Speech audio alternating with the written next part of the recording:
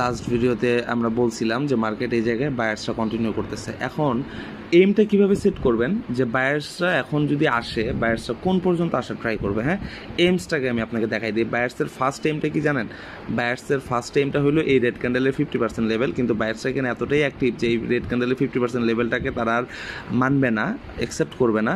এখন বায়ার্সের টার্গেট হলো কি এই 200 লেভেল। আমরা এইখান থেকে কিছু এন্ট্রি নিলাম, কারণ বায়ার্স এখান থেকে এই 200 লেভেলটাকে হিট করবে।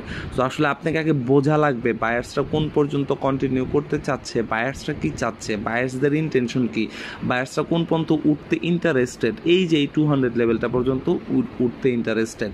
এখানে সেলস ক্যান্ডেলের যে 50% লেভেল আছে, এই 50% লেভেলটা ওয়ার্ক করবে না। কেন ওয়ার্ক করবে না? কারণ আমরা প্রিভিয়াসলি দেখলাম যে বায়ার্স এখানে কি স্ট্রংলি উঠতেছে। এখানে যদি আমরা একটা ট্রেন্ড লাইন দেওয়ার ট্রাই করি, ভাই আসলে ট্রেডিং করতে গেলে আপনাকে এই জিনিসগুলো ফলো করতে হবে। দেখেন, আমি যদি এখানে একটা ট্রেন্ড লাইন দেওয়ার ট্রাই করি, তো দেখেন তো মার্কেটটা কীভাবে কতটা ট্রেন্ডি ওয়েতে মার্কেট আপের দিকে, এই দেখেন মার্কেটটা কতটা ট্রেন্ডি ওয়েতে আপের দিকে যাচ্ছে। মার্কেটের টার্গেট কি 200। সো এভাবে আসলে আপনাকে আইডেন্টিফাই করতে হবে যে এখন কোন পার্টি মার্কেটে অ্যাক্টিভ। আইডেন্টিফাই করার পরে আপনাকে এইমটা ফিক্সড করতে হবে যে মার্কেটের টার্গেটটা কোথায়। আমি আগেই বলেছিলাম মার্কেটের টার্গেট হলো 200 লেভেল। এই টার্গেটটা দেখে আমরা একটা ট্রেন্ড লাইন আঁকায়া আমরা শতভাগ কনফার্ম হয়ে আমরা আপের এন্ট্রি নিয়েছি কিছু, এবং আমরা আমাদের প্রত্যেকটা ট্রেড উইন করতেছি। সো এভাবে আসলে লজিক নিয়ে কাজ করেন, আশা করি ভালো কিছু শিখতে পারবেন। উইদাউট লজিক আসলে আপনি এই প্ল্যাটফর্ম থেকে কোনো কিছুই গেইন করতে পারবেন না, নেভার কিছুই গেইন করতে পারবেন না, এটা সম্ভব না। সো আশা করি ভালো থাকবেন। আল্লাহ।